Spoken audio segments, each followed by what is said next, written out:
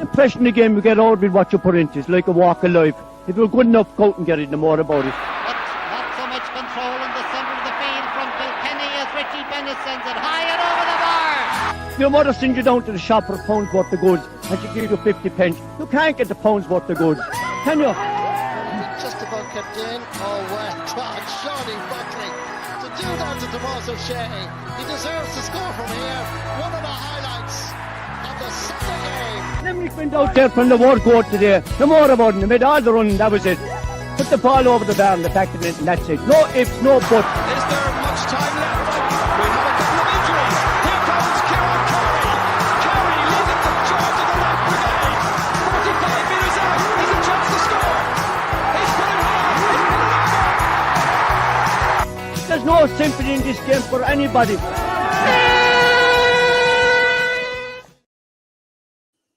Hello and you're very welcome to the 327th episode of Treaty Talk. The sun is shining, Munster Championship is back on the agenda this week, and I'm delighted once again to be joined by Matt O'Callaghan of the Weekly Observer and Vale Star newspapers. Matt, we gave you a rest last week. I called in John Keogh, so you're back. You a rare miss for you last week.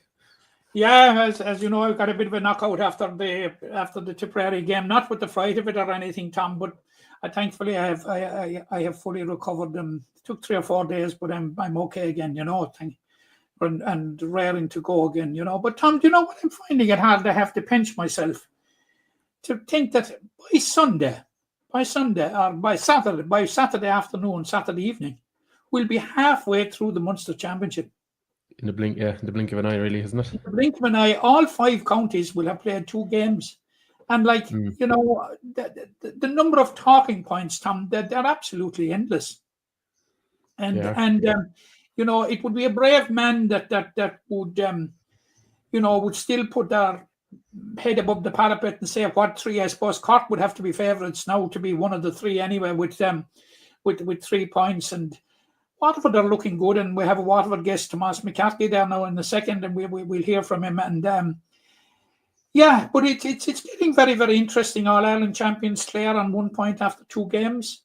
There's a whole raft of talking points, and there's a whole raft of permutations as to what might transpire over the next couple of weeks. It's fascinating, I suppose it's nothing more than we expected. The Munster Championship never fails to deliver. We're nearly halfway there, and it has delivered in spades already. Even we had a sending off inside the first minute. It's all there, Tom. It sure is. Well, what a time to get going and chatting about this. So we're delighted to say we're joined on Treaty Talk this week by Tomás McCarthy, and indeed former Limerick hurler Richie McCarthy Tomás is, of course, a journalist based in Waterford, mainly with the Waterford News and Star, and as well as WLR Radio. Gentlemen, welcome to Treaty Talk. How are you? Good, thank you. How are you, lads? Good, Matt. The sun is shining down here in Waterford anyway, so hopefully it stays that way now for Saturday evening. But it's really shining. If it was raining even at this stage, from a hurling point of view, Tomás, it's shining. There's a few flags after coming up now the past few days, Matt, so the championship buzz is here now and everyone's looking forward to Saturday evening. Yeah. They sure are. Tomás, I'll start with you in terms of we're obviously referencing the fact that Waterford got the better of Clare last weekend. A real morale boosting victory, a real important victory in terms of first day out for Waterford. But I suppose we've been here before with Waterford. Even last season they took 3 points from the opening 2 games. So the trick now for them, I suppose, is can they back it up against Munster champions Limerick on Saturday evening? Oh, without a shadow of a doubt, Tom, and even after the game, chatting to Peter Queally and the players, they weren't resting on their laurels. They know what happened last year. They got off to a winning start against Cork and didn't get out of the Munster round robin in the end. Waterford are desperate to be in that top 3 this time around. 5 failed previous attempts, and a lot of this team have been around for quite a while now at this stage, so they're desperate to make it out. And I only a few moments after the final whistle against Clare, the recovery was starting already. The members of the backroom team are out in the field trying to get the players back in the dressing room and get themselves in the right shape now for Saturday evening. Yeah, Richie, welcome to the show. I suppose I put it to you that Limerick have been dealt by the fixtures computer or planner or whoever it is, probably a small favour here in that they played one game, 2 weeks off, and now they're playing a Waterford side 6 days out. As a former inter-county player, that is a tough turnaround for Waterford. Would you agree?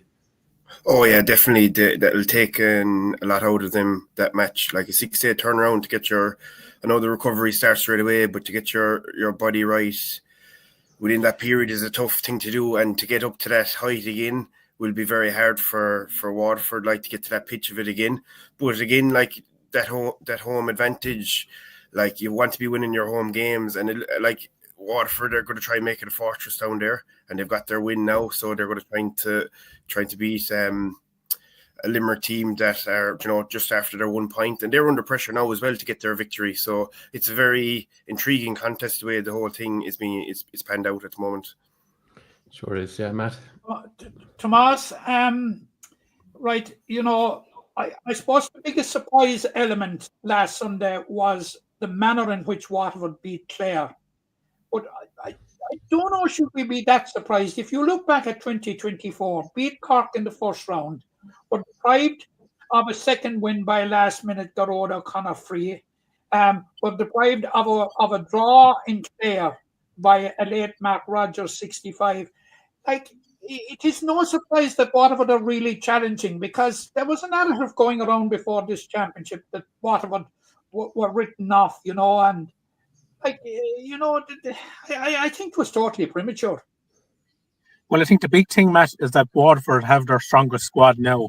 All the marquee men are back. There's no major injuries now at the moment.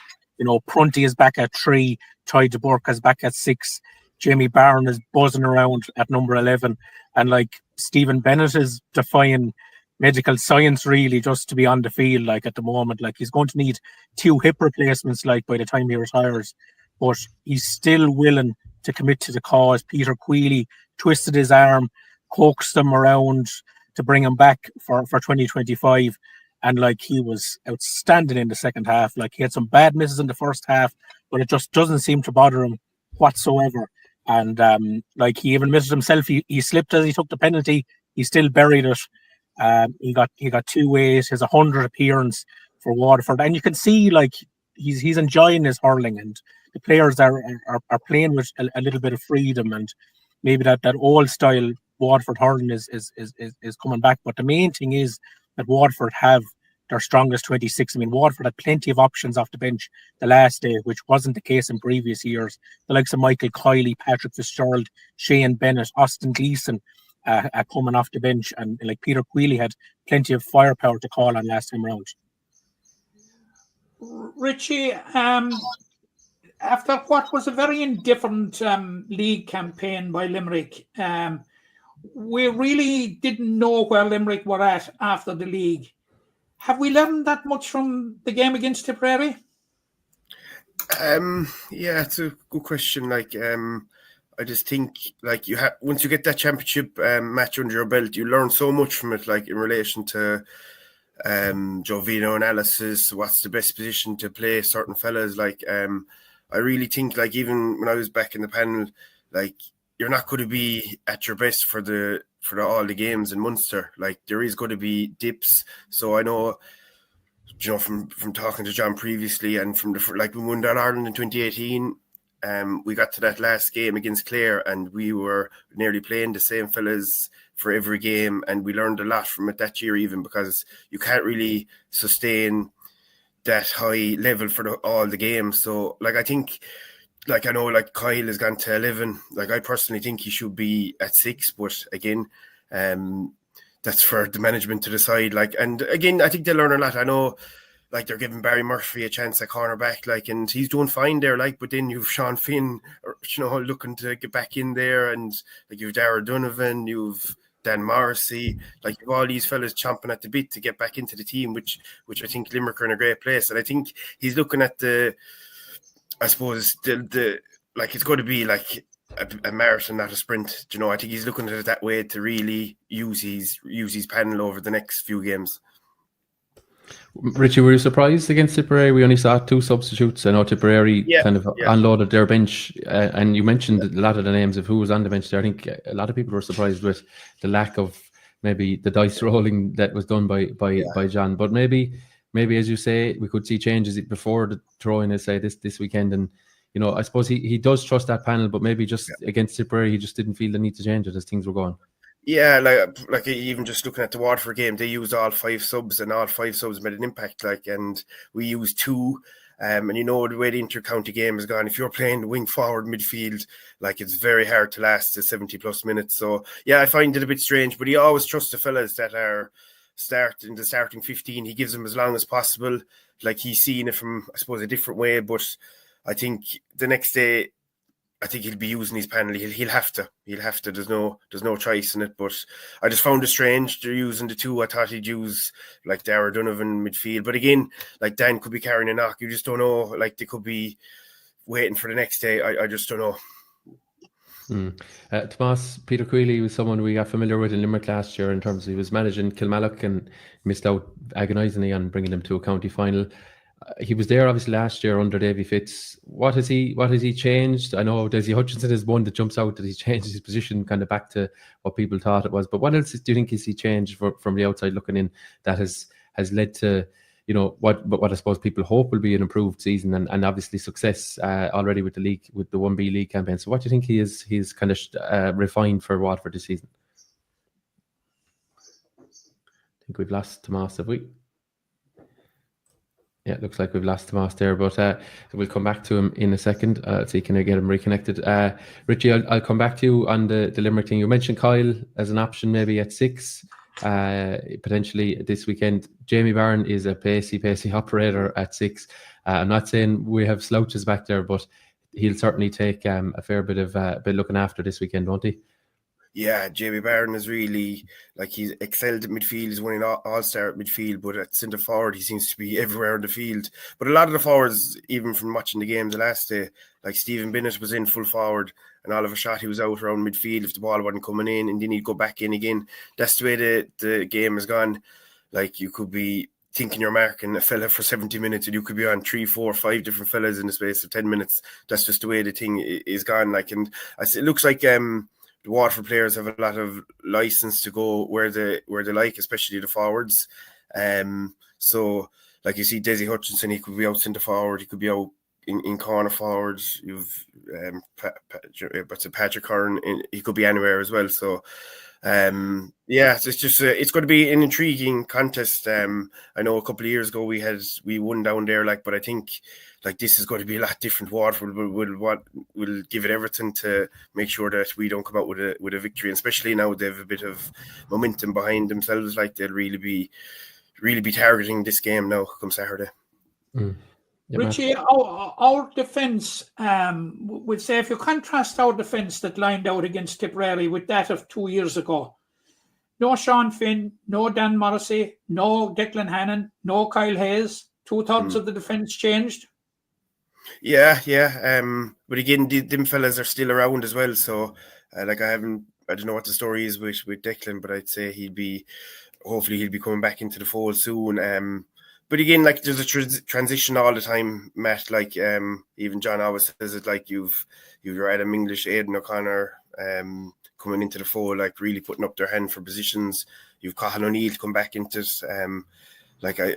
He had a great campaign with UL. I know he got a hamstring injury, and I presume that's what's keeping him out. So again, you have to you need a bit of fresh blood in every couple of years. But them fellas are still around, so they could be just kind of mending injuries and waiting to come back into the fold as well. So I know Dan Morrissey's always done well, and Stephen Bennett, we were just talking about him there a few minutes ago. What a game he had last weekend. He was literally everywhere. I have a good story. I was coming back from my cruise ship and we were playing Ballysaggart in a challenge match, and I was full back, and I was please don't be Stephen Bennett in full forward. And lo and behold, the pink curly came in, and Stephen Bennett comes in full forward, and I was oh my God. So I'm not telling you the result of the game, but that was just I really rate him. I really think he's a top quality. He didn't score 2-8. What's that? He didn't score 2-8. No, he didn't. No, I'll put it that way, Matt. Not too bad. So, but yeah, I guess you, if you're a team like Waterford, and we saw it back maybe 15, 20 years ago, they like a talismanic forward. Who doesn't, I suppose? But like, you know, the likes of Paul Flynn, John Milan, these lads that, you know, heart on the sleeve stuff, but obviously the quality to go with it. And I suppose he's their leader around at the moment in that regard. Yeah, very much so. Like, even like he's taking frees, he's under puck outs, he's literally doing everything for the team. I really rate him.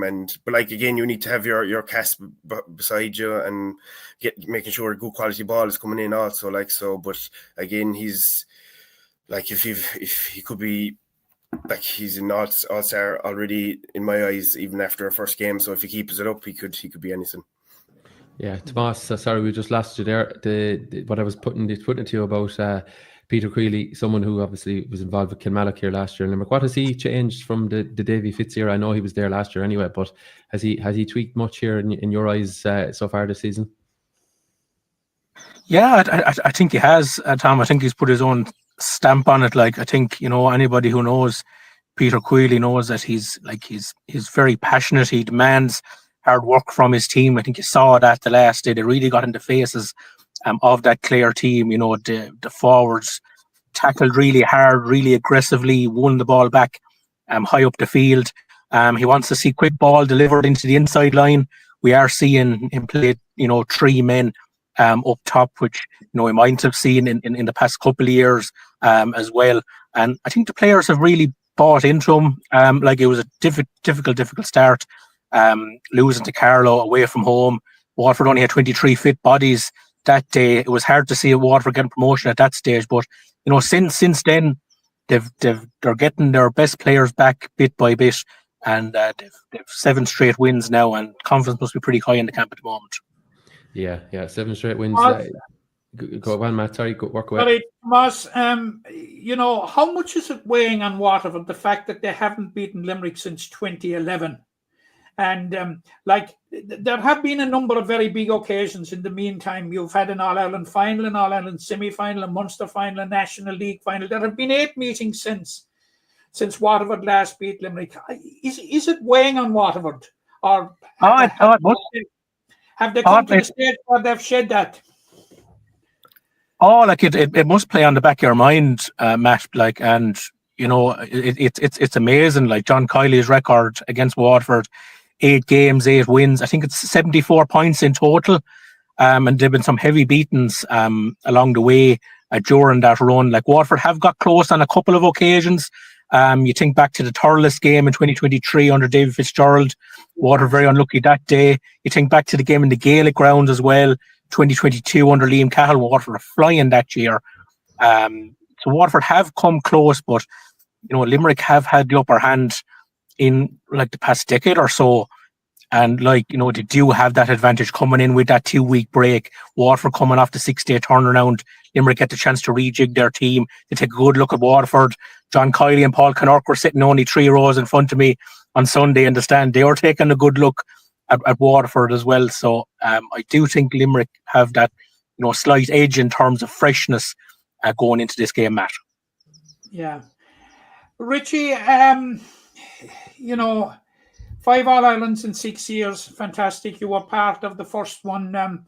Obviously, is there similarities between this year? Do you see similarities between this year and 2018? Like, you were setting out on a glorious odyssey in 2018, and now it's a question of, you know, you lost last year's All-Ireland, last year's All-Ireland Championship, won the Munster final, but are there similarities, or do you think that it's different on this occasion? Yeah, I'd have to go, like, it's different. It's like, there's a lot of new players, and I just think I think, like, he's learned a lot from previous couple of years. I don't think even he has his best 15 out at the moment, but with injuries and stuff like that. But I think when he gets his best 15, I think he's really looking at the later stages of the championship. I know you have to get through Munster first, but, like, it's, as I said before, like, it's really hard to like have 6-7 perfect games. It's impossible, like, you know. So I think he's looking at the long run, and once he gets his panel back, he'll be rejigging it and refining it. And I know, like, they went on a camp as well to Portugal, and And I was actually over at John as well over in London, and you could see there's a bit of unfinished business from last year as well, and they'll use that as motivation as well. Like not like coming up against Cork, losing twice to them. Like they'll be really honing. Hopefully they'll be playing them ideally in a Munster final down the line, but like they'll learn a lot from them games as well. Like I know Sean O'Donnell in his video analysis, like he's absolutely, I cannot speak highly enough of Seanie. Like he's like I know I think we played Carlow in a qualifier game, and he said the goalie's a bit dodgy, like under the high ball, like so make sure like you run in after the ball if anything, like if high ball goes in, and lo and behold the first ball went into him, he dropped it, we got a goal. Like I was just thinking, oh my god, he's such analysis done, and like he learned a lot even from that Waterford game the last day. He'll have everything down to a T, what ticks him, where we can target him, like, and that's in conjunction then with our management team. They'll come up with a plan, and like 9 times out of 10 it works, so. Yeah, Richie, I'm just thinking, but as you're talking there, you're a man who's played in the backs and the forwards, and it seems to be a lot of the Limerick lads now who've maybe started their inter-county careers as forwards and seem to be migrating way back to pitch. Barry Murphy, a cornerback, I don't think too many people would have seen that maybe 5 or 6 months ago in a Limerick jersey, and he seems almost irreplaceable now. There's probably, as you say, eyes on further down the line. It's trying to develop more options in that line, but he hasn't really missed a beat, and I thought he was quite good, as were all the full back line the last day against Tipperary. So it's promising, I suppose, that there's probably new options and new combinations available for John this season. Yeah, definitely. Like Barry started out at corner forward, like, and I didn't. We won the Division 2 in 2018. He was corner forward. He got man in the match against I think we played Galway in the partner game, and he got man in the match. Like he didn't even score that day, but like the influence, he was hooking, blocking, he was setting up scores. Like, and now with Doon, then he went back. Like he was centre forward for a bit of, I think, the previous year's campaign, and then all of a shot we see him at centre back last year for Doon, and he had a great campaign. They ended up obviously winning Limerick, like, and then I suppose John saw that, and again with like Barry Nash was the same. He was up forwards, wing forward, corner forward. Now you see him, he's the other cornerback, so they're really 2 corner forwards playing cornerback, like, which is amazing, like when you think of it. And same with Declan Hannon, he started full forward, went back centre back. Kyle Hayes, you could put him in anywhere, he'll do a job for you. So I suppose that's the way the game is going, that's the way training is inside as well. You could find yourself, like this day and age, you could find yourself in any position, and you have to fill in for a person maybe for 10 minutes at wing back. You could be corner forward, because fellas are tracking runs everywhere, and that's just the way the game has gone. Thanks be to God, I'm retired as well. Wouldn't be able to keep up with this.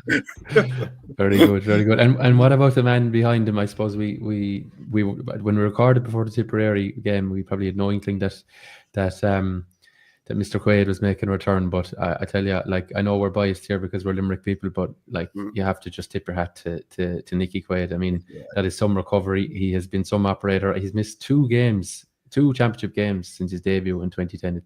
It is phenomenal, and he's been the star player in so many of those games and seasons. Like he's a credit to himself and his club and his county and family and all the rest of it. I know I maybe getting into cliche there, but like he's some man for one man, isn't he?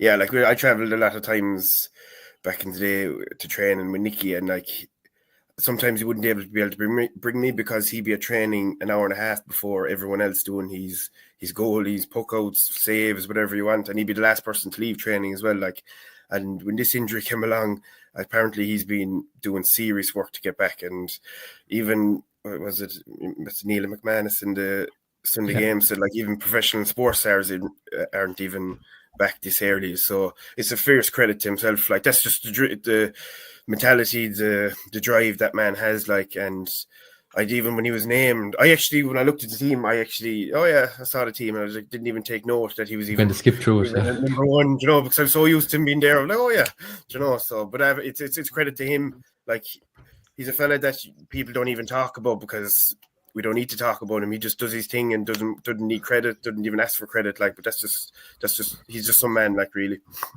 Tomás at the other end, Billy Nolan. He's a big man in the goals. He chipped in with a point the last day.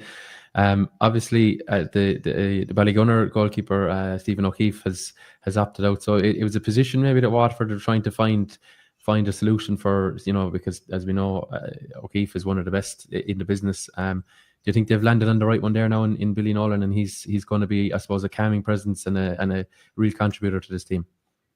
Yeah, I think so, Tom. And it was a real sort of 50-50 between himself and Sean O'Brien at the start of the year as to who would be the Waterford number one for 2025. And Peter Queally gave chances to both, but Billy has really excelled. He's made crucial saves at crucial times. He saved a penalty from Brian Ryan in the last round of the final, and again on time for me when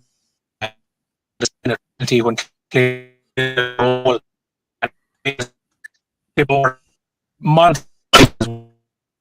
he has that ability. He Sorry, I think we've lost Tomás again there, just dropping signal again. Richie, I'd put it to you as well about I was going to put it to Tomás here about the home advantage. We've yet to see, I know it's early days, we've yet to see a home team win an away team win, I should say, in this year's championship. Obviously 2 draws the first weekend, and then last weekend it wins for Waterford and Cork on home soil. Very important, I suppose, for Waterford to have their home ground back. They obviously played Limerick last time as their home game in Thurles, so home advantage seems to be important in this championship year on year. Yeah, even back in the day, when I was playing the Gaelic grounds, John Kiley made sure that we give it an extra effort to make sure that we're winning our home games. It has to become a fortress, and the crowd is a big say in that as well, that atmosphere. And playing down at Walsh Park as well, it's a fierce cauldron, very tight. I think it's a tight field anyway. So it's 2 years ago we had success down there. I was down at that game, but we came out with, I think, a comfortable enough victory. But I think this is just going to be so different. Momentum is a big thing in sports. They're after their win. Training this week for Waterford is going to be right up there. Very, very high motivation especially compared to a loss. So, and you could even see Stephen Bennett talking afterwards in his interview. He was talking about the Limerick game already. There's a real focus. You can see there's real focus down in Waterford to get to a Munster final, get into that top 3. So they're going to come with everything this weekend, and they'll want to win. They'll you just don't know. A victory can change everything. If you could lose a game, you could, and if you lose your another game, then after that you're pretty much out. So it's very intriguing championship. Yeah, I suppose the scheduling is terribly important, and I was going to put that to Tomás because we discussed it. Now that he's back on, Tomás, we briefly discussed it at one of the underage games, if you remember, there a couple of weeks ago, about Waterford having the 2 games at home where you were stressing the importance of the picking up vital points, with having to still travel to Tipperary and Cork. Nothing has changed in that regard other than, of course, you got 2 points. How important is it to get another point or 2 at home? Yeah, I think Peter Queally made no secret of the fact that he's looking to get something out of Saturday's game. He stressed the importance of the home games. Probably Waterford taken in 2 blocks, these first 2 Clare and Limerick, and then those away games at Tipperary and Cork. But I just think it's going to be very difficult for Waterford to reach the same pitch once again. 6 days is very, very tight turnaround. Dan Shanahan was mentioning it in an interview yesterday. I think it's going to be difficult for Waterford to reach those levels again. They might refresh the team a little bit. I expect Michael Kiley and Patrick Fitzgerald to start, maybe instead of Kieran Bennett and Kevin Mahoney. But Limerick coming in with that 2-week break, I think it could be a deciding factor. I do expect changes on the Limerick team as well.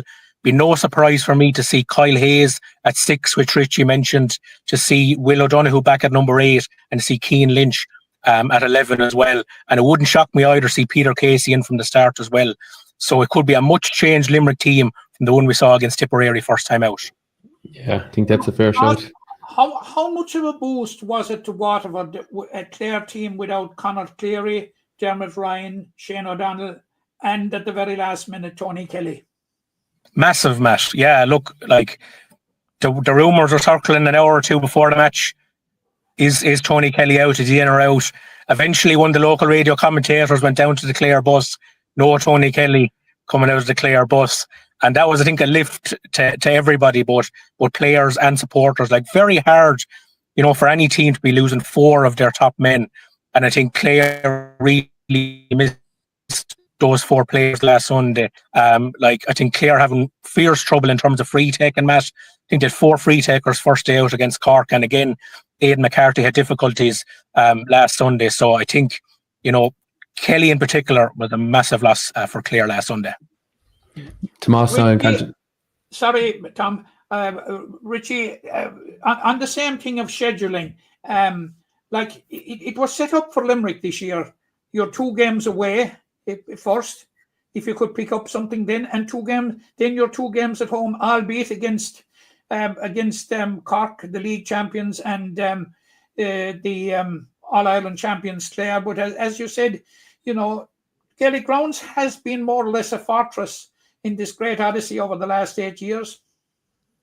Yeah, definitely. You're implying that they paid off someone, Matt, are you? No. But I am other counties will suggest that anyway. Money for a long time of scheduling of Gaelic games, Yeah. Definitely. I'll be talking about it when we come to camogie later on. But it was the look of the draw for us this time. Waterford had the converse, 2 home games and 2 away. I don't think it should be beyond the bounds of technology that every second game should be home and away. I don't know. We're not going to go into that now because there's 5 teams. There is some logistics with that, in fairness, Matt. But I think your point to Richie, and maybe Richie will pick this up. If Limerick can get a second result, whether it's a win or a draw here, they should be well placed, regardless of the opposition coming into two games on the Ennis Road against Clare and Cork. So, I think that's your point, Matt. Is it? That's basically the point I'm saying, that if you can get a decent return from your 2 games on the road, it sets you up for your 2 home games. With the crowd and everything as well, yeah. Yeah, very much so. I know even at the start of this new championship, we had... They've even changed it, haven't they? Because I remember we had 1 week off and did we 3 games in a row. But I don't think any team has 3 weekends in a row, which at least they've changed that. I know from the other side of it, you could say that it should be 1 home, 1 away, but I don't know the reason behind it. But Limerick, they'll be targeting obviously next weekend, and if they get a result for next weekend, again, they've their 2 home games to target then, and the way things are going, you'd imagine that they'd have a fierce chance of winning them 2 home games also. But I think concentrating on this weekend first now is to make sure that we're keeping Waterford's forwards quiet, especially Mr. Stephen Bennett is the key this weekend. Yeah, Tomás, and I think Richie, Waterford will also have their hands full in terms of their own matchups. And I was just looking maybe at a couple of them. I think Irla Daly could pick up Aaron Gillan.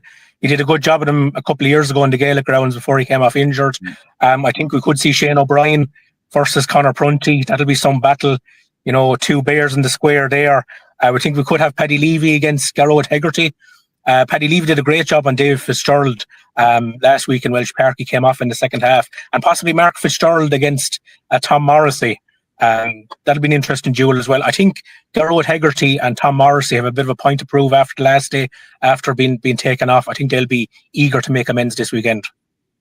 Yeah, definitely. And especially Mark Fitzgerald, I saw him playing for UL this year, and Jesus, what a tank of a man. Had a fierce campaign for UL.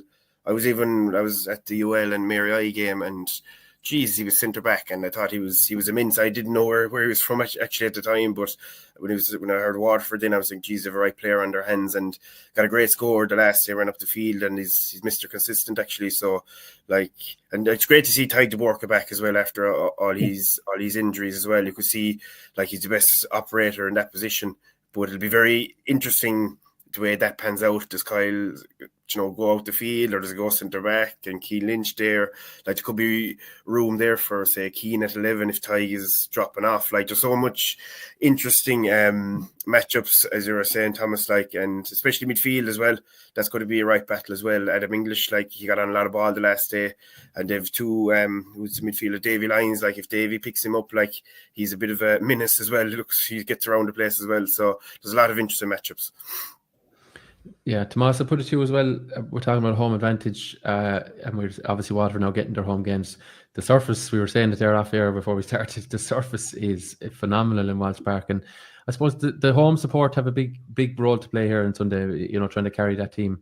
It's absolutely terrific, Tom. Like, I think a couple of years ago, they got a company on board in Waterford Landscapes to do the pitch, and they've done a terrific job. It's really a surface that should be proud of now. And like, the atmosphere was electric last Sunday. And like, there's been a couple of years where Waterford haven't been able to play their home games at Welsh Park. And like, we've really missed out. I mean, the city was buzzing, like the local clubs just around Welsh Park, Rowan Moore and Mount Sion. They did great business beforehand. There was a great atmosphere. And it's a pity it only happens twice a year. Like, after Saturday evening, like, that'll be the last sellout game in Welsh Park for 2025. It's such a pity, but look, Saturday evening, bank holiday weekend, I think it's going to be fantastic. And are you stopping the Limerick faithful bringing in their green flares and all smoke bombs and all that? I suppose you're trying to limit the impact of the Limerick support, I suppose, is it? It won't be us. It might be the Munster Council, but it won't be us, Tom. Yes. Very good. Yeah, point the finger elsewhere. Yeah, I know. And you want white flares down there, Tom? Say that again. What's that, Matt? And you do want white flares. Well, if we get a few extra flags up, Matt, that'd be the main thing. It's been sparse enough before the Clare match, so a bit of extra colour around the place wouldn't go amiss. Yeah, and it works to the ground as well, Tomás. I suppose there's talk sometimes about redeveloping stadiums, but I'm not sure the level of investment, but it certainly has added to the facility. It looks a lot fresher, a lot newer, and maybe a bit more comfort for people. And I suppose at times the GA we probably ignore the comfort of the patrons, and there's a lot of people who follow a lot of sports, and if the surrounds aren't there for people, they might eventually disengage. But thankfully, Walsh Park has got a bit of a facelift as well. Yeah, like the two stands have been redeveloped at this stage, Tom, and like the next phase now is to do the two ends, the Keanes Road end and the city end as well. Like, and the dressing rooms are going to be done up. I'm sure Richie was in those dressing rooms back in the day. They haven't changed much in the last 10, 20, 30 years, so they're definitely due a revamp, and I think it's like it'll take a couple of years for it to be completely redone, but they're doing it kind of a phased basis. So look, look, fingers crossed, it's going to be a stadium that can be proud of when it's all finished. Yeah, absolutely, lads. I'm conscious of the time. Tomás, can I put you on a spot? Call it. Well, that beat me to it, Matt. Look, I think Waterford are going to throw everything at Limerick. It's going to be a ferocious start to the game, I expect. But I think it's going to be hard for Waterford to get up to that same pitch as they were against Clare last day, to show that energy, that intensity, that work rate. I think the freshness that Limerick have, I think, will count in the end, and I expect them to get over the line by a puck of the ball in the end. What do you think, Richie? Yeah, I'd be along the same lines. I just think, like, if you see John and Paul there and our video analysis, Shawnee, they learn a lot from that game the last day. They'll come up with a plan.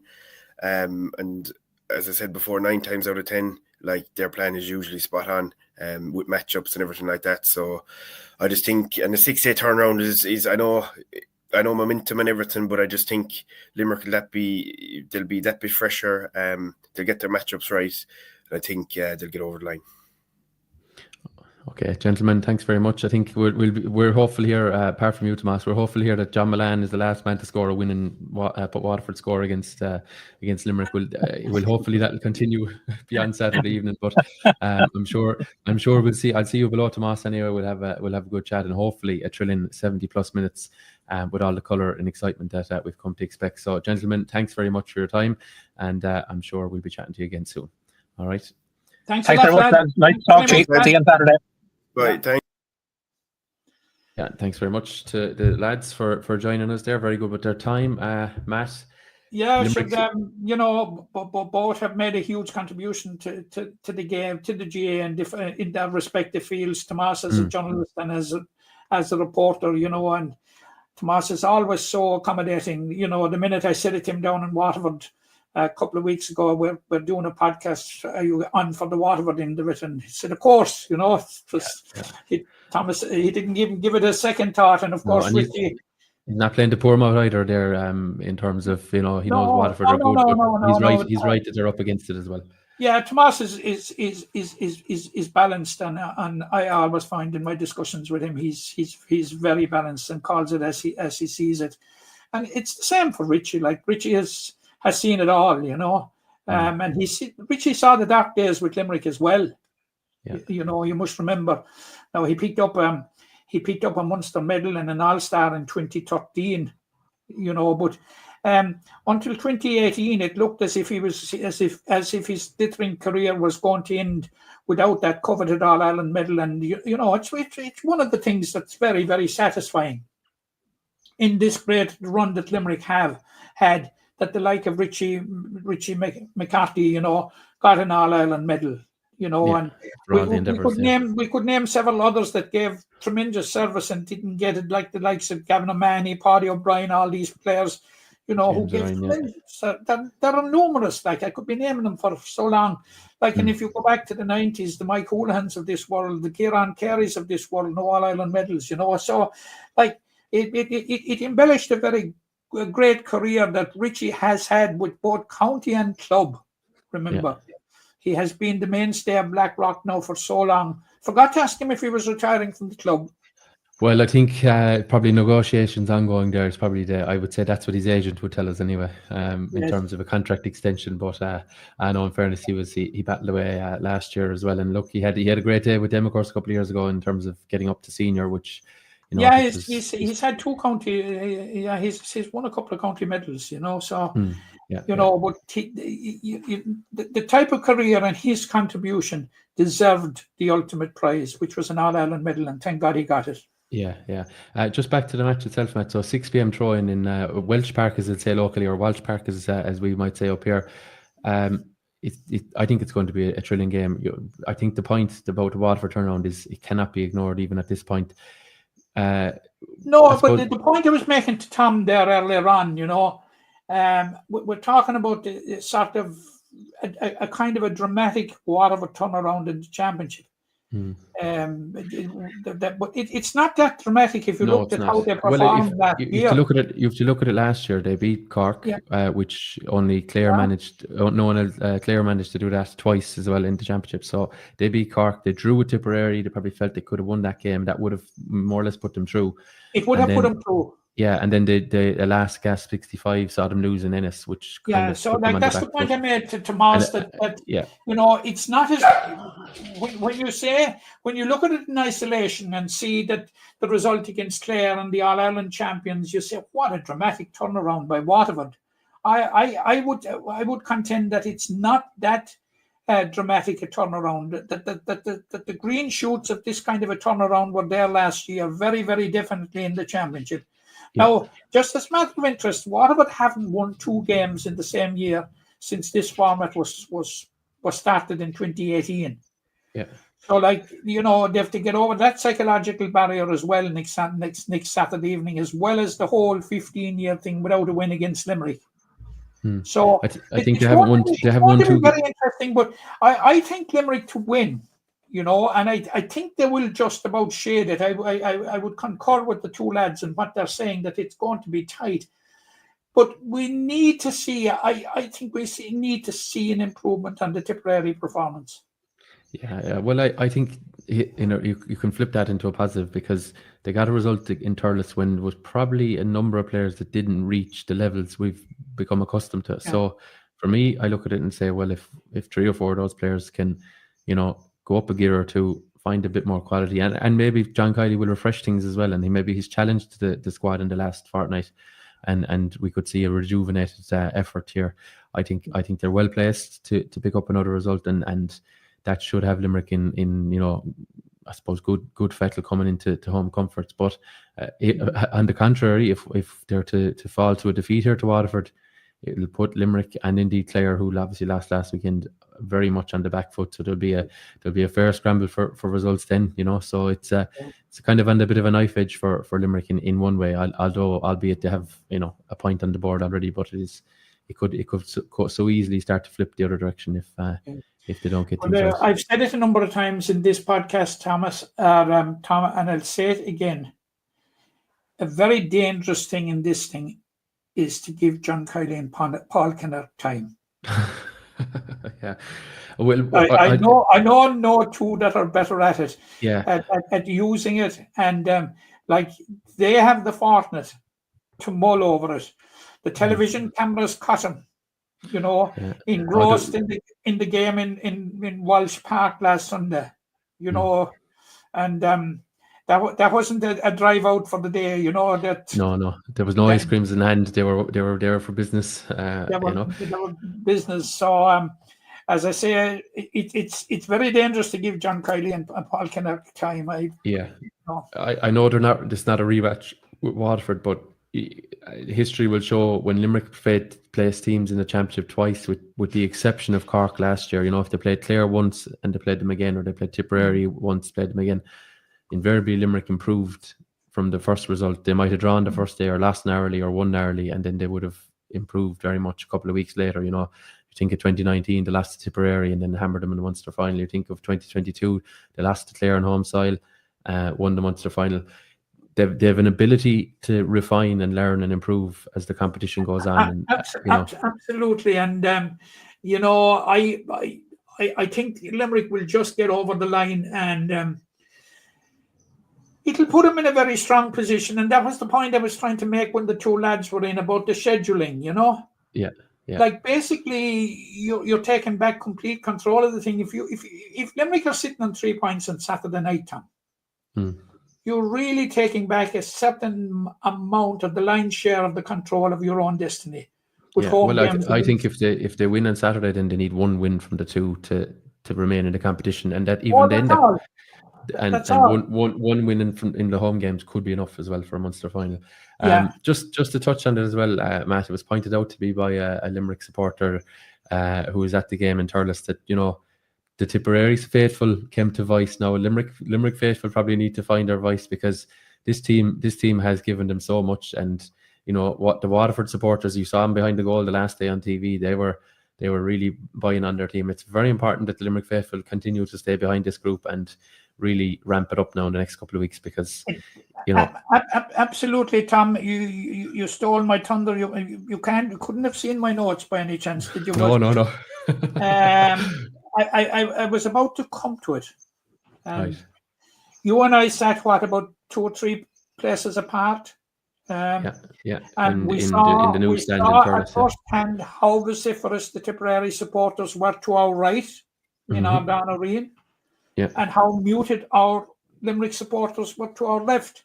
Yeah, and we also, after 5 minutes, I think Darragh McCarthy got his second point, and we suddenly heard tip. And like that is more characteristic of Limerick. Are we taking things for granted? And I would exhort the Limerick, the Limerick supporters travelling to Waterford on Saturday night. Spare the voices. You have been the 16th man for so long, and help the lads get over the line. And certainly, the response from Limerick it was disappointingly muted, Tom, in Thurles. Right. Disappointingly muted. And I would appeal to Limerick supporters travelling to Waterford, go down to Shoreside and roar your guts out for your team. They need it. They need it at this stage. And you're going into a cauldron, Tom, and it has become a greater cauldron after what happened last Sunday. Because Waterford are on a high, Tom, because they're after winning the league. Now, Tomás referenced it there, and I referenced it in my article this week, it's a far cry from where Waterford are now to where they were in the first round of the league when they lost to Carlow. For the first time ever, yeah. And now they're on an unbeaten run. And you say it's only Division 1B, like, but what's the difference between 1A and 1B? I put it to this time, Matt. Limerick in 2018, was it 1B it was called, or 2? Right. Like, Limerick used that as the complete springboard to win the All-Ireland. And kind of people looked at that as, when you look back on it, you said, geez, Limerick came from nowhere to win the All-Ireland. But the signs were there in the spring that they were doing something right, And, like Waterford won 1B and they won it convincingly. And then you always say about winning the league, the trick is to take, to translate it into the championship, which very, very often league champions have faltered at first attempt. Yeah. And they have successfully transitioned the good form of the league into the championship. And you can, Tom, in Munster hurling, you can't claim a bigger scalp on the opening round of the championship than that of the All-Ireland champions. Yeah, absolutely, regardless of who they are, and who they're missing, And now I suppose they're looking to take the Munster champions out of their way and will really throw the group into upheaval. Okay, so 6 p.m. Saturday evening, the only Munster game this weekend, so all eyes will be firmly fixed on Walsh Park for Limerick. And hopefully, I think Limerick have 3,500 season ticket holders, and I know the clubs were distributed tickets this week, so we'll be expecting 6,000, maybe 7,000 for Limerick. Hopefully they can scramble it together, the tickets, and maybe the green. And make their presence felt and make themselves heard and get behind the team. Yeah. Like we have prided ourselves over the last number of years, even in the bad days, as to how loyal we are to the team. Yeah. And if we follow the team, let the team know we're there with them. That's it, yeah. Well, I'd look back at the 2 Cork games last year. As we know, Matt, would have been in the press box in Croke Park and in Páirc Uí Chaoimh. And in my opinion, one of the big differences was the Cork supporters were like almost frothing at the mouth for every score, and that carries a team, especially a team that maybe hasn't had success. And maybe it's time now for the Limerick supporters to row in behind them again and rediscover their voice. That's it. Absolutely. Okay. Well, let's look forward to that one. So, Matt, I suppose we're speaking here on Wednesday, and we're heading into the 20s. We'll come to that in a minute. The minors concluded their Munster Championship campaign last Friday evening. Defeat on home soil to Clare Leams. Limerick finished 4th, stay in the championship in terms of heading for the All-Ireland preliminary quarter-finals. Disappointment again now on home soil. They've lost to Cork and Clare at home, and a defeat as well away to Waterford. And again, maybe just got away from Limerick again a little bit. Yeah, it is. They were in it at stages, and they huffed and puffed and threatened. But really, you would have to say that overall, on the balance of 60-odd minutes, Tom, that the better team won the game. Right. I don't think you can argue about that. We're into an All-Ireland. We're into the All-Ireland series. And I have no doubt we're going to learn from it. We're going to be up against the runners-up of the Leinster, one of the Leinster semi-finals. I was trying to figure it out there earlier today but it's a bit behind still. We're ahead in Munster as to who our likely opponents may be. But I think it's very, very important to get the extra game. And I think what's hugely important, Tom, is to get the extra game outside of Munster. Outside of Munster opposition. It's been a while. It seems like, anyway. Yeah. There's going to be a novel element to that, and it'll present a new challenge for Donald and the lads. But overall, I suppose looking at the campaign, you would have to say that it was a disappointing campaign. If you lose 3 out of 4 games, it's disappointing, and the record isn't good. 1 win in 8 games now in the minor championship. In over 2 years, which you would be expecting. You would be expecting better than that, but it's not happening. And we seem to be quite successful in the various competitions at under 15 and under 16 level, which breeds hope of that there's a good minor team on the way. We shared the under 16 with Galway last year, the Eugene Carey Cup. And you'd be saying to yourself, right, the nucleus of a very a very good team should be there. But you must remember, and it was pointed out to me last year, that you win these competitions and all the counties don't take part in them. You know, for instance, Kilkenny don't take part some years, and Cork would take part as divided teams. So, but you know, what I'm saying is that success at All Ireland under 16 level, the Eugene Carey Cup and the Arabon and all that, is not translating itself into success at minor level. Yeah, and those competitions matter, played over one day, and they're shorter games, some 15 or 20-minute halves, and they're played in neutral venues, and there's lower crowds, and you know, a lot of factors that feed into maybe it's not the same environment. And there is then obviously a window for these counties, every county, to develop further or regress, as can be the case sometimes, you know. And it's not like with like sometimes, you know. Yeah, but it's creating a level of expectation, Tom. Yeah. That is not well founded. It is expectation built on sand, you know. I think Limerick have won the Cian Lynch's age group, won the Arabon, whatever it would have been, 13 years ago. Then we won it again then in 2021, I think, or 22. And there was a sudden expectation now that Limerick have won the Arabon again. Here we go, we've another golden generation. But you know, it's easier, you know, that's easier said than done, that, you know, they won a competition over a week, over an afternoon, because I was at the one a couple of years ago, that they're suddenly the kingpins of their age group. It doesn't work like that, you know. It doesn't translate. No. So look, we're waiting for that date. I think it's a date in May. I don't have the exact date to hand, but we'll wait for, I think it would probably be the third team in Leinster, so to speak, kind of crossover, and then the fourth team in Leinster will play. I think Clare finished third in Munster, and with Munster finalists. I think that's somewhere like that. Yeah. So we'll have the fixture when we have it. But so just before we go away there from minor, Limerick have drawn against Wicklow in the football, against in tier 3 of All Ireland minor football. Well, I was going to come to football separately. If we stay on hurling, I think for now I will look at the 20s. I'll talk about the Wicklow game then. Yeah, we can look at that, and then in the context of Limerick beating Waterford the other day, and what it meant, or we thought it meant originally.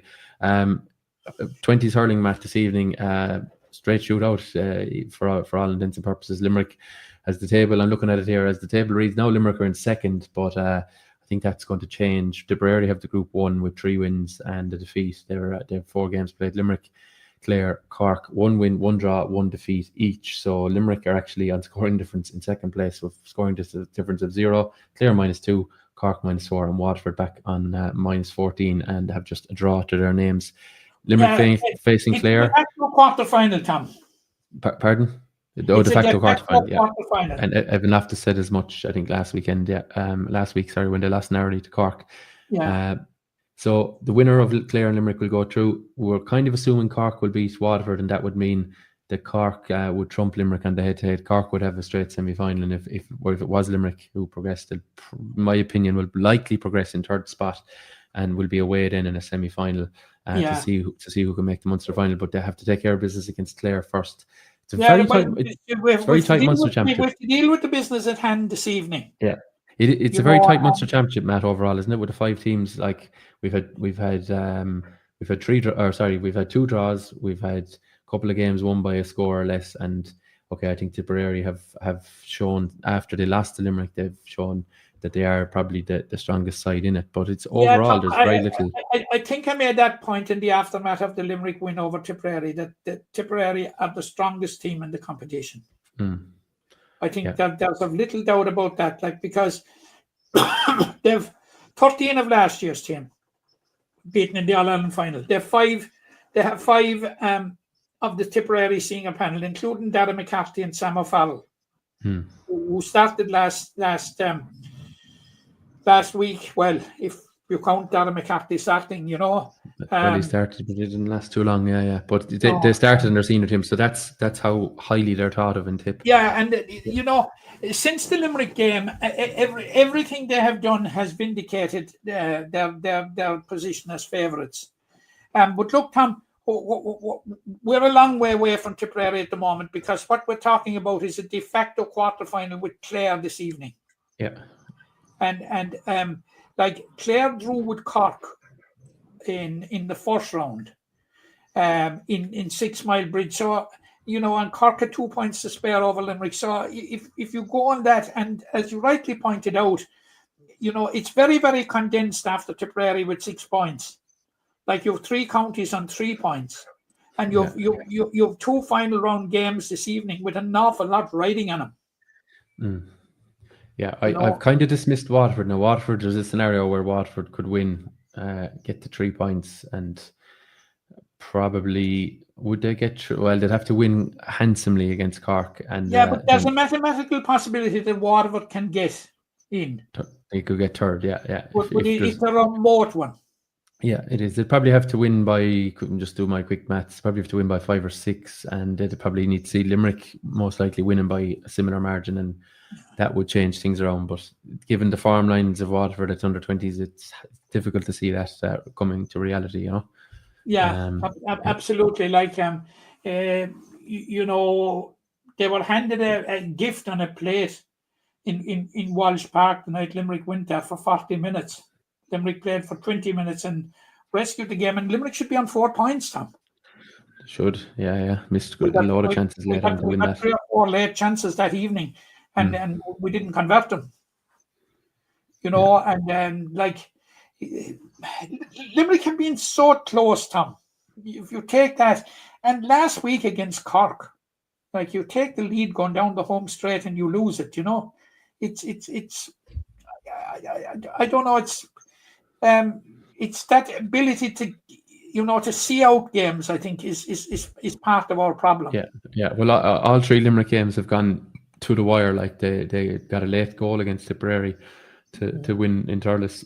Obviously, the draw against Waterford goes without saying that it went to the wire. And then last week they had 2 points. 3 of the last 4 scores went to Cork, and 2 of them in stoppage time. Like so, very, very fine margins, as I'm saying here. But a draw will do Limerick as well, just to put that scenario out there. No one goes out to draw a hurling game, but the reality is later. Yeah, because I think it's a 2-point advantage we have over Clare. Yeah. Limerick are 0 and Clare are -2 on the scoring stakes. So that's leaning slightly in Limerick's direction, but it's a strong Clare team. In fairness, this is the Clare age group that won the All Ireland at under 17 level, isn't it? We're 3 years removed from that, I think. So no, 2, I'd say, Tom. Or 2. All right. Well, it's the bones of it there, like, but they'd be the nucleus of it. Nucleus of it, yeah, exactly. Yeah. That's what we're looking for. I know Dermot Stritch is there, Jack O'Neill, who's been on their senior panel. Like, just looking at who else have we there? Yeah, and obviously then at Limerick. Then we were impressed last week. I was very impressed last week by Robert O'Farrell of Kildine Pallaskenry. I think Fitzgerald came into it. Mark O'Brien. Sean Casey, quite impressive again at fullback, and Darragh Langan at wing back. Darragh Langan at wing back, and very industrious around the midfield with James Finn. And interesting to see Sean Duff comes in, looks to be coming in. It's an interesting change, although Matthew Fitzgerald played a lot of his hurling for Mona Lean at right half forward very, very effectively.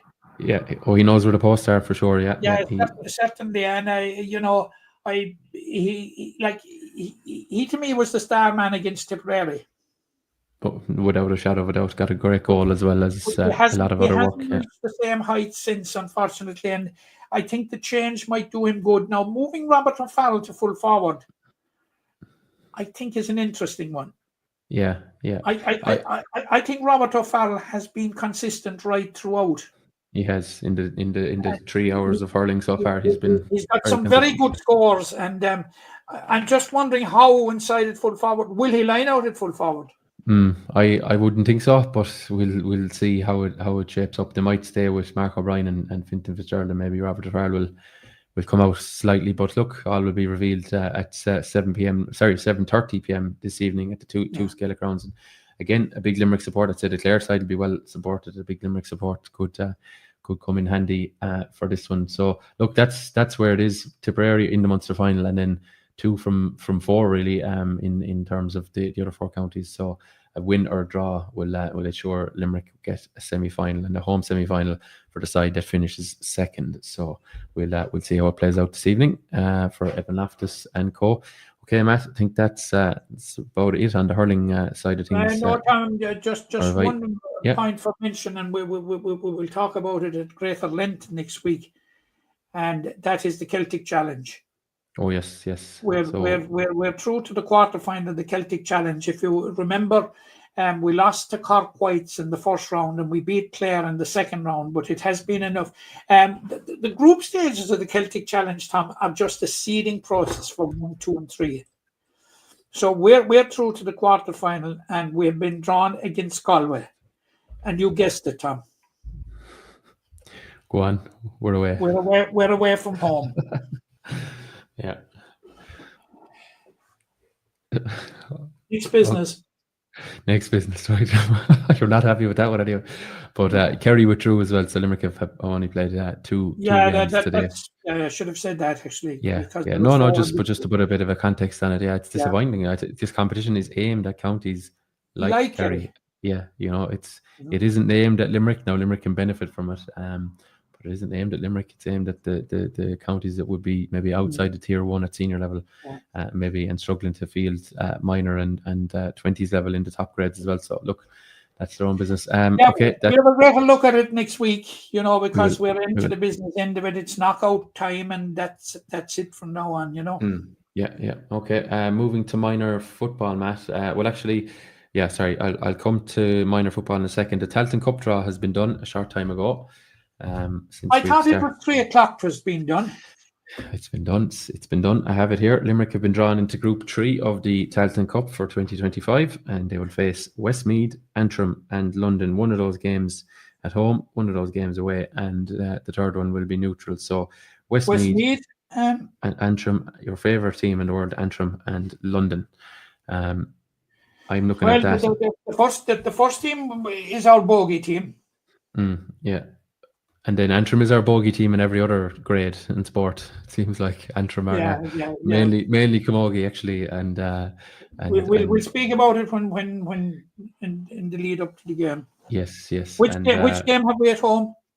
I'm not sure. Limerick are second seeds. I'm not sure. Is it 1 versus 3 and 3? I'm not sure how the breakdown isn't there, but we'll have it, I'm sure, next week as we head for it. Have you the Sam Maguire there? I'll get you the Sam Maguire match when we're off here. I think it's just being done now actually as we speak. All right. But Limerick anyway in Group 3 as second seeds. I actually think that's a tough draw really. I think Antrim It's a very very tough draw. When you look. But you see, there's 3 teams going through. Yes, that's the only thing. Yeah. So if you beat London and beat Antrim. Oh well, sure, you're there, so you'll be in the knockouts. Yeah, it's a fair point. I'd actually forgot that. Well, 3 teams in 3 of the groups and 2 teams in 1 group because New York have to come in. It's one of this convoluted system, but you basically want to finish second or first, or be well placed in the scoring stakes if you're going to be third in the group. We've been over it before last year, but anyway, we'll come to it in due course. But that's the draw for Jimmy. The scoring difference after the week, Tom, isn't our friend. No, it's not. Now we're going to jump right there. Lovely segue there, Matt. We'll come to the minor football. So Limerick lost the first day out to Clare. They won the second day at home to Tipperary and knew that a victory over Waterford was paramount when they went into action last Monday evening at McNevin Park. They did that just about after maybe a sluggish start. They eventually winning by 7 points, 214 to 110. And all that meant that Limerick were on 4 points, and their scoring difference was... I'm just trying to find the table here. Their scoring difference is +4. And at the same time, in Temple in County Tipperary were playing Clare. Clare had 2 wins from 2. They were 10 points up, looking like 3 wins from 3.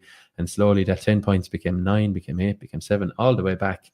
And 7 minutes into stoppage time, a penalty for Tipperary. Nobody really knows what it was for. I've seen the clip. I still don't know what it's for. A penalty for Tipperary, scored full time, and Limerick miss out agonisingly.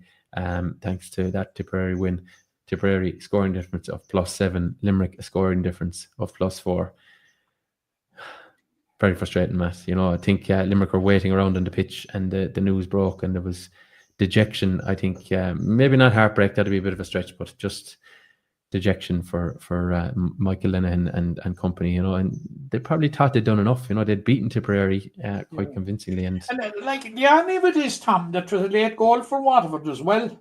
Yeah, 59, 60 minutes nearly on the clock when Waterford got a goal. That shows that, you know, that if you take the events, you know, in parallel, almost, yeah, like that, you know, it's like that, you know, the cross, you know. Yeah, Limerick conceded 1-1 in the last 2 or 3 minutes, and Limerick did get the last point of the game to kind of negate that. Limerick missed the penalty early in the second half. They missed a few frees in the first half. There's a tricky breeze in McNeville Park, as there can be, you know. But from all the reports that, you know, that were coming through from Temple 2 here, Clare were winning. They were literally winning from the first minute to the 67th minute, from what I gather anyway. Yeah. You're talking about pillar to post, pillar to just before the post, and pipped at the post. Yeah, I saw the clip, and look, I don't like to be critical of referees here, but I would love to know what the decision was for. There was a slight hand on the back of Tipperary. You know, it was a strange decision. The Munster Council, given the circumstances of what has happened here, like, are entitled, in the interests of transparency, to seek what was the reason for the penalty and let us know, because it has serious ramifications for Limerick. Well, literally, they're out of the Munster Championship now. I know people who would be negative will say, well, Limerick are never going to win the Munster Championship. That's not the point. They would be in a Phase 1 Darrell D'Arcy Cup final, which they would have maybe a 60-40 chance against Clare, or maybe 50-50, depending on how you look at it. 50-50, I would say, Tom. Yeah. They would then be in the Munster Championship proper in a semi-final against Cork or Kerry, and then they'll be in an All-Ireland B. But the result now is no Darrell D'Arcy Cup final, no game against Kerry or Cork to test themselves, and no All-Ireland B. So they'll have to contend with a game with Wicklow in the All-Ireland C. Well, it's called the All-Ireland Tier 3. Oh, apologies, Tier 3. Yeah. I like to have these things right. Seamus Heaney Cup. Right. So, you know, I presume called after the great poet, Seamus Heaney, you know, which certainly embellishes the competition itself.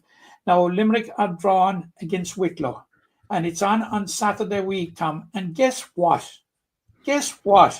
Away from home. No, we're at home. We're at home. Oh, God. We're not going to Akron. We're not going to Akron. I know, is that a mistake? We're at home. Okay. Yeah. Maybe it's like the way the Americans write their sports, and it's the home team is written second, maybe. Yeah. Sometimes, but look. Well, you know, if everybody else had the home team second, the Americans would have it first. Yeah, Matt. Just to, I don't know. Did you see the interview I did with Michael Linehan on the platform there on Sporting Limerick? Very positive. I loved his tone. This was 90 seconds after he found out, or maybe 2.5 minutes maximum after he found out that they were not in the final. He spoke very positively, didn't he? He was proud of his charges, you know. Absolutely, but that positivity that he has manifested through the campaign has translated to his players. Yeah. You know, now I haven't seen the minor team playing this year. John Reddington covers it for me, you know, but by all accounts, like and they're playing a very good brand of football, Tom. They are. Yeah, I've been at the 2 home games, and I concur with that opinion. You know, yeah. and like they're doing a very, very good job in it. Micheál Linehan and his lads, and they're to be congratulated in what they're doing. But he uses positivity, Tom, and that is crucial, and that's all the more reason why it is a scandal that they don't go forward to the Munster Championship proper. Yeah, I think they were well placed to give that Darrell D'Arcy Cup a good crack, and then Absolutely. You know, it would have been nice then after that to meet Cork or Kerry, because you know the way the competitions have been distilled down, we just don't meet them enough to really know where we are. This is fact. Like we got trounced by Tipperary in the first round of the championship the year we won the Darrell D'Arcy Cup, and we came back and we beat them. In the Darrell D'Arcy Cup, and beat him convincingly. Yeah, and the same thing could have happened there with Clare. Yeah, so after losing by, he was at 8 or 9 the first day away. It would have been a neutral game as well, which would have helped. there's a lot to like about this Limerick team. Jamie Crowley at full forward, a real shrewd operator, and our friend Mr. Reddington is a fan of his, the fan of that Monaleen attacker as well. So he got 1-5. Ben Kiley, another Monaleen man with a point. Ronan, is it Ronan Sheehan? Sorry, I'm mixing up names here now. Chipped in, got it. He's from Drumbraadford, you see? Yeah, got 5 points, lovely 2-pointer as well, and kicked a couple of frees as well. Like, so it's Ryan Sheehan, sorry, not Ronan. There was a Ronan Sheehan playing. Yeah, Ryan Sheehan, apologies. Oisin Healy scored. Jake Higgins got a nice point at the end, and like a lot to like about them. James Noonan in goals, and Ronan Butler at full back. You know, they're well drilled, they're well organised. They've kick out strategies as well. They've been deprived now, you know, of an opportunity of going forward. Look, the penalty was probably totally legitimate, Tom. We would. I just love to know what it's for. Yeah, I just love to know. It's very hard to see from footage at times as to where a penalty might be, but the referee, you know, is invariably in a very good position to make these decisions. And I've been listening to that all the week. It shouldn't have been a penalty. It shouldn't have been a penalty. I think it's absolutely necessary in the interest of transparency that there's clarity as to why there was a penalty. Yeah, because it had far-reaching ramifications. That's all I'm saying. It did, and I know the Clare reporters I was speaking to who were covering the game were as shocked as anyone that it was given, and they were as annoyed as anyone. They're probably more annoyed really because they thought their side had done enough for 3 wins. I think there was also 6 minutes added on, and there was 8 played by the time it all came to it as well. But again, you know, sometimes there can be stoppages within stoppages, but that was another frustration. You know, when they put up the board and it's a minimum. Yeah, of course. Yeah, no. There's probably a sub or two in the middle of it all as well. They put up 6 minutes on the board. It's a minimum of 6 minutes. Yeah, for sure. Okay. There's discretion built into it after that. You know. Yeah. That's for the reasons that you said, and because, like when you come to that stage of a game, there's tired bodies and fellas are taking knocks, and you know, there's gamesmanship going on, of course, as well. It is, yeah. Especially the momentum had completely swung in favour of Tipperary. For that one. Okay, sorry, I'm just trying to couldn't see mentioned we were supposed to know Limerick's opponents in the under-20 series. We do actually have the result here, yeah. So it was played last night. The Ulster, or 2 days ago I should say, the Ulster side, which will be not coming forward as the Ulster B champions, will be Monaghan. They defeated Fermanagh 4-17 to 122 in the Ulster Tier 2 Leo Murphy Cup final. So Limerick will, I think it's middle of next month, they'll be facing, that's Limerick under-20 footballers will be facing Monaghan for a place in the All-Ireland semi-final.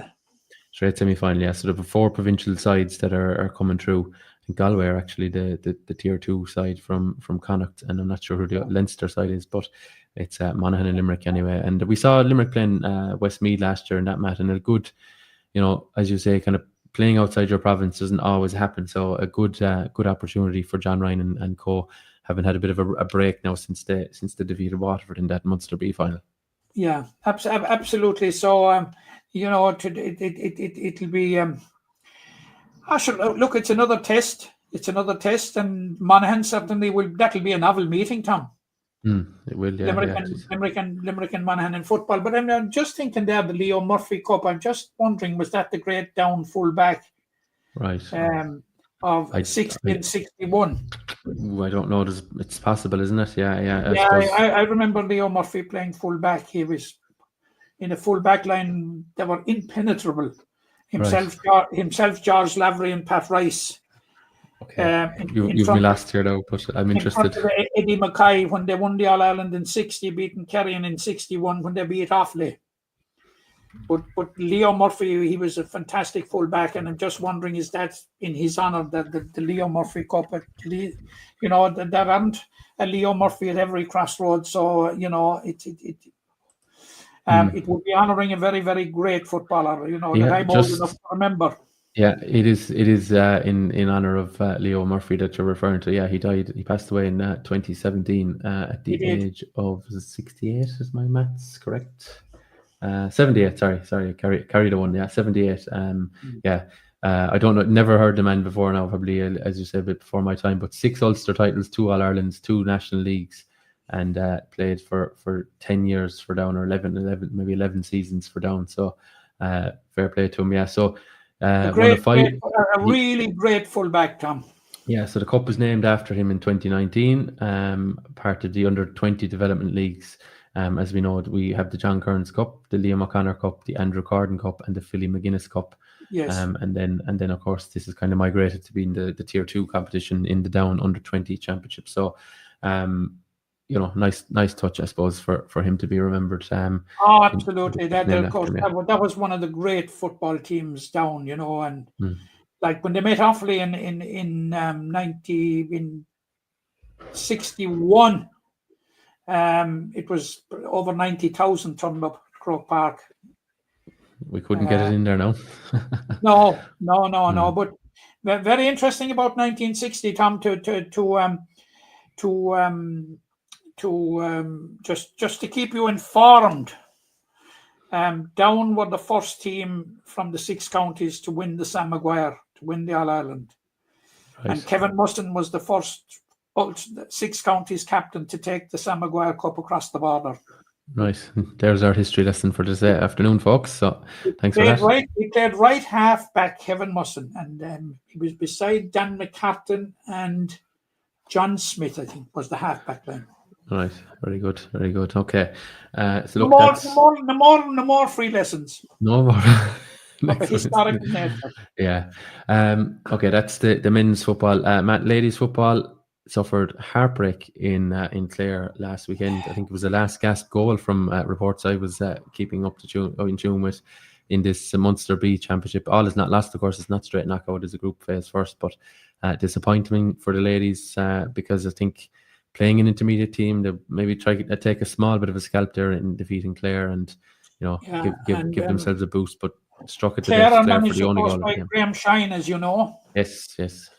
Which added a little bit of bite to it. Now Sean Kiley and Mike Quilligan, they made a few changes. I probably think that they have one eye in the championship and the junior championship. Now they start the junior championship. I think this is on the 1st of June with a trip to Kilkenny. But like Rebecca DeLee is injured. And Bex was missing, and of course you know what she brings and what she brought during the league, and I understand that she may be missing for most of the competition, but hopefully will be back for the championship. This is what I'm hearing, and yes, I wish Rebecca the very best of luck in her recovery as quickly as possible because we need her. But it was a goal in the very last minute, and like Limerick dominated, but just couldn't put the scores on the board. Tom, how often have we had it before? I don't know about the quality of the game. Now I got a report on it from John Reddington and spoke to him about it, and he was of the opinion, and he put it in writing as well, Tom, that Limerick should have been out of sight nearly by half time. They had so many opportunities. But like when you're winning by 2 points going down the home straight, Tom, you're always vulnerable.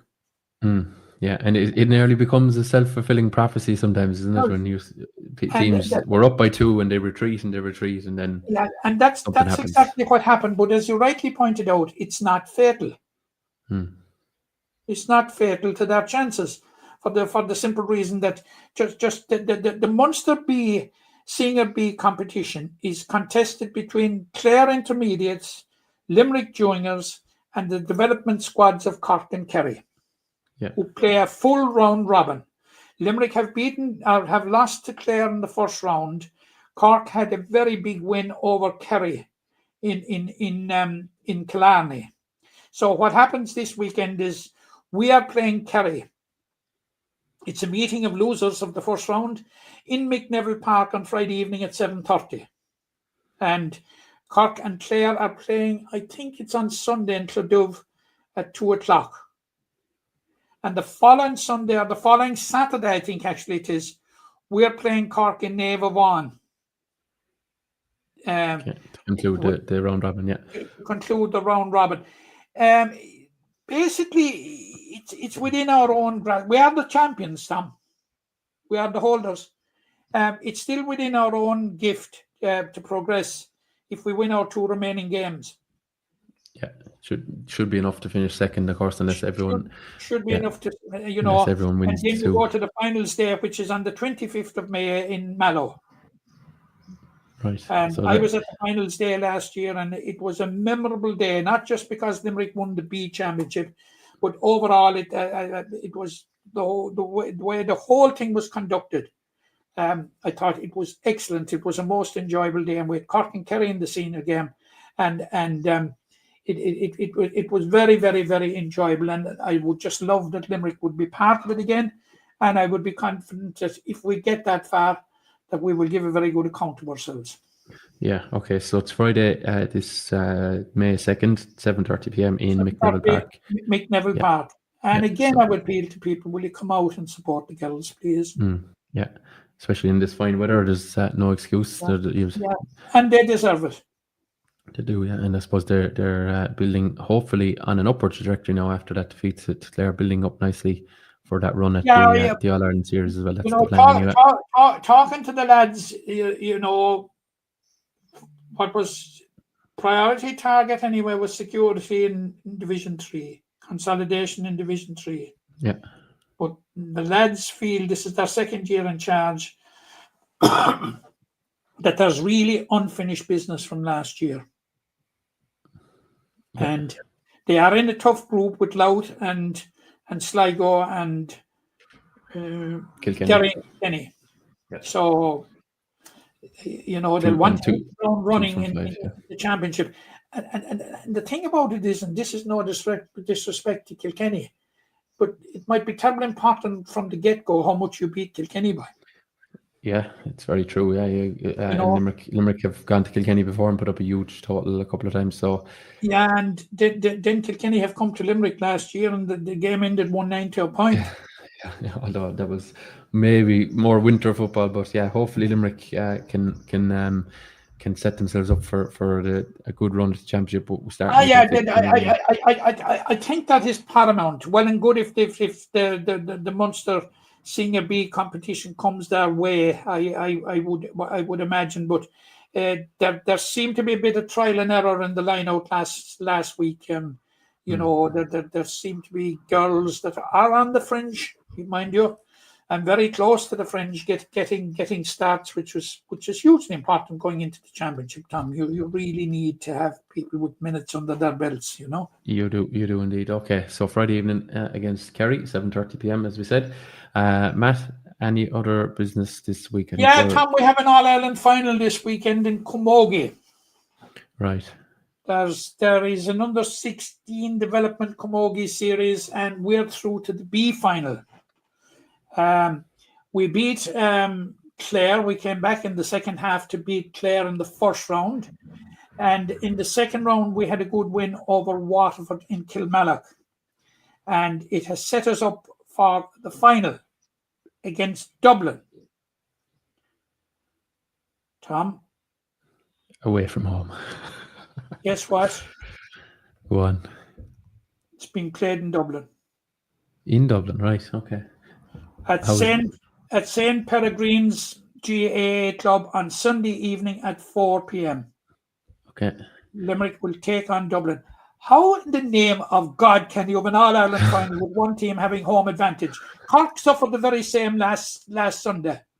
They had to travel into Nolan Park to play Kilkenny in the All-Ireland Minor A final. What is going on?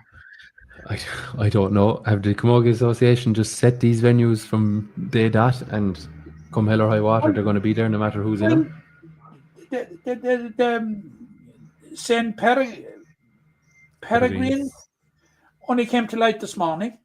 Okay, right. So, not that I'd be defending them, but in the interest of balance, I've questioned it, and I've told us in the format of the competition that what teams would reach the final, that they toss for home and away. Toss for home and away in an Ireland final. Yeah, I don't know. Look, people think I'm obsessed with this now, Tom. Yeah, I find it odd. It's wrong, and it's an abuse. It is wrong. I do wonder, and just in the interest of balance, have the Camogie Association have they had difficulty sourcing neutral venues for games like this. Did they pick up the phone in the clubs and counties in Offaly and the Midlands and where this might be more suitable, and were they told no? But surely under 16, we're not going to have 10,000 people at this. Like, we're going to have a couple of hundred. Let's be honest about it. Parents and family and a couple of club mates, etc. Surely there's a club out there that would have answered the call halfway house. It is as simple as this. In the All-Ireland under 16A Championship this year, Limerick played Tipperary and Dublin, both in Glenroe. Bring them down to Glenroe. Right, okay. And it just bears out the point that you say there's umpteen clubs out there. Yes, some clubs would only love it. That would love to host it and say that they hosted an All-Ireland final. Yeah, absolutely. Yeah. Especially when the weather's so good, the pitches are from fine order. It's not like there are going to be any damage done to them. Okay. Best of luck anyway to all connected there on the development. Best of luck to Joachim Kelly from Ballygran is the manager, and Joachim, best of luck to him and his management team. He's a member of the Sexton family. Joachim, in that his mum Lil is Lil Sexton, so there certainly is rich GA pedigree running through his veins. Yeah, regularly I come across him regularly as an umpire around club games in Limerick. That's the man, isn't it? So. Yeah. Okay, Matt. Anything else on your agenda? I know I've had a very busy week, but I want to end on a kind of a discordant note this week, I was very, very alarmed and concerned when I saw it. I think it was 12 under 17 football league games that were down for the last week. None played? One played? There were 9 walkovers. Wow. Okay, yeah, that is concerning. Yeah, it's very, very, very, very concerning, and very, very concerning for Borden and Nogue, who are doing a very, very good job in organising these competitions. Now, it might be heading towards the concluding stages, and I'd give a small bit of latitude to say that maybe teams were out of it, games were dead rubbers, and there was walkovers. Yeah. But it's very, very hard to understand how there's 3/4 of the games were walkovers. What is it possible that some of these were all teams withdrew from the competition early on and were down? They're kind of on the fixtures almost as walkover. I'm wondering. Yeah, but why did they enter the competition in the first place? Yeah, I don't know. There's teams pulling out of adult competitions now as we speak as well. So in some of the higher grades as well. Like where clubs need to take stock. And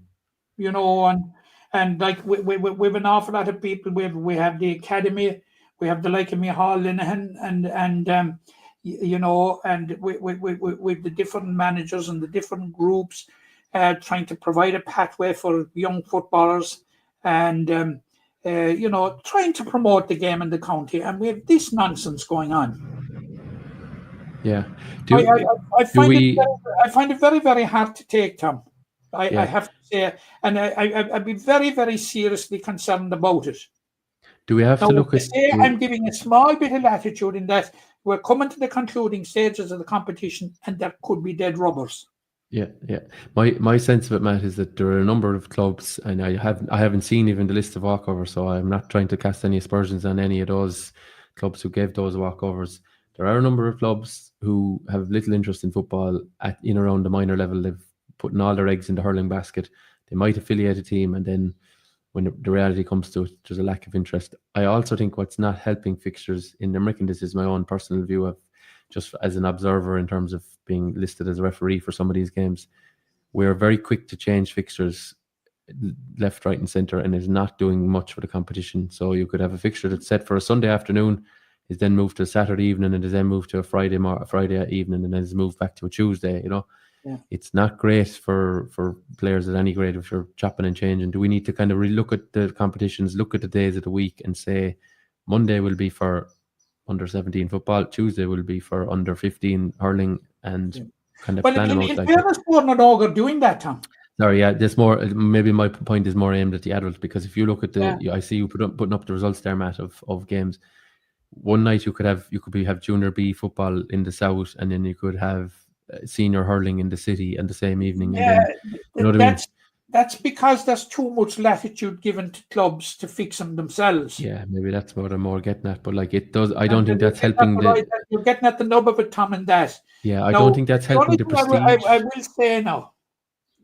I will say that it's a bone of contention with me all the time, and that I get into fixtures for the paper, and suddenly, and I track every single fixture, underage, adult, every single fixture, and get in fixtures there, get in a list of fixtures, and you might get 30 or 40 fixtures in it, and you'd be lucky if, like, it would be a good week that there wouldn't be that 10 wouldn't be played, you know. But lo and behold, Tom, I got in a list of fixtures last week, or the paper got it in. Maybe it was because I was out sick. I don't know. Of about 40 fixtures, and they were all played bar one. What was the one? It was a doubled up fixture, like between Camogie Rovers and Blackrock in Junior B hurling. Oh, right, okay. But so you're the problem. You're the problem, Matt. I was just saying to myself, am I the problem? Sounds like it. Sounds like it to me. Looks like it to me. Okay, but look, going back to the point, the point that I started off this conversation with about the walkovers, and it's been constantly referred to me, Tom. People meet me on the street, meet me at matches, and say, "Where are you getting all those walkovers?" You know, and I have a stock answer. Ask the clubs, where are they getting them? Yeah, I'd look at the league competitions, even Borden and Og. Now maybe the Borden and Og they naturally take some priority, but certainly looking at them at adult level, there is very little interest in them. There's very little prestige in them. There's very little kind of I don't know. Yeah, prestige is probably the right word. You know, I don't know. How do you fix that? I don't know. I know in Clare they have, say, it's senior hurling, they have the Clare Cup, and they have these other competitions in there. By no means are they championship grade or championship interest, but there's a certain level of, I suppose, interest in them, a certain level of desire to win them and do well in them, you know. And in Limerick, we've kind of gone away further and further from having these competitions as viable competitions that people want to win. You would have to say that within the structures like that, particularly this year's league, I thought the county board ran it very seamlessly. We're down to a lot of semi-finals now this weekend. Yeah, you know, and it has been quite difficult, like, because I can see where they're coming from. You know, you cannot work on a divisional basis, and you have to cross divisions and all that sort of a thing. It's a minefield. Yeah, let's face it. I find it confusing, even though it is easy to confuse me. But I find it an element of confusion in it that you know, you have east west, you have city east west, all that sort of thing. Yeah. But I can see the reason behind it, and the reason behind it is valid, Tom. It's totally valid. But having said that, and you know, you got to be fair to everybody. I think the county board have done a good job in it this year. Okay, yeah. And like, you know, attributing walkovers to the organising committee, be it the county board or Borden and Og, you're looking for the wrong scapegoat. Oh yeah, no. Geez, I wouldn't. Maybe I got my points crossed there. No, the walkovers thing. Clubs need to look at themselves and say, absolutely. Why are we putting in teams if we can't field them, and how are we not able to field teams? Because, but I'm just wondering, are they being charged for putting in these teams? I don't know the answer to that. In terms of insurance and in terms of registration fees, I would imagine they're probably tied in with the championship. So if they have a minor team at championship, their 17s league goes with it. I don't know. I don't know. It's something that I'd need to probe into. Yeah, I'm not sure. And the walkovers, I don't know. Clubs giving walkovers in certain grades, I don't know. Is the fine heavy-handed enough, or should it be? You know, or I wonder if you told clubs, and this could be a mad thing to suggest, but if, just say you used the under 17 example there, if you told clubs if they gave 3 walkovers in the under 17 that they couldn't affiliate at the minor championship. Now, you have to be careful with something like that. That could go the other way then, where teams just say, okay, well, we're out now, and that's it, and you end up with very small championships, because especially in football, I would say, because some clubs might just disengage altogether. But, you know, I wonder at hurling, say, minor level, or under 17 level, if you told a club, if you give 2 walkovers now, you will not be in the minor Premier Hurling Championship or whatever grade it is. That would put manners on it, wouldn't it? Yeah. I don't know what the solution is, Tom, but I said that I would raise it here in this medium and in an attempt to raise awareness of it. Yeah, it's and in an attempt to raise awareness of the futility of it. Like, it's downright nonsense to be at this carry on, you know. Yes, it is. All right, okay, we could be talking about it forever, but I'm conscious that the clock has run on. We're hitting the 100 minutes now, or we're in the 100th minute, as we say. Matt, thank you very much. We'll reconvene after under 20s tonight and the seniors on Saturday, and of course the ladies football on Friday, and we'll be discussing it all again next week. And thanks to the 2 McCarthys earlier, Tomás and Richie, on their contributions, and hopefully they're both correct in that Limerick will come away from Walsh Park with another victory this weekend. Slán go fóill, folks. Thank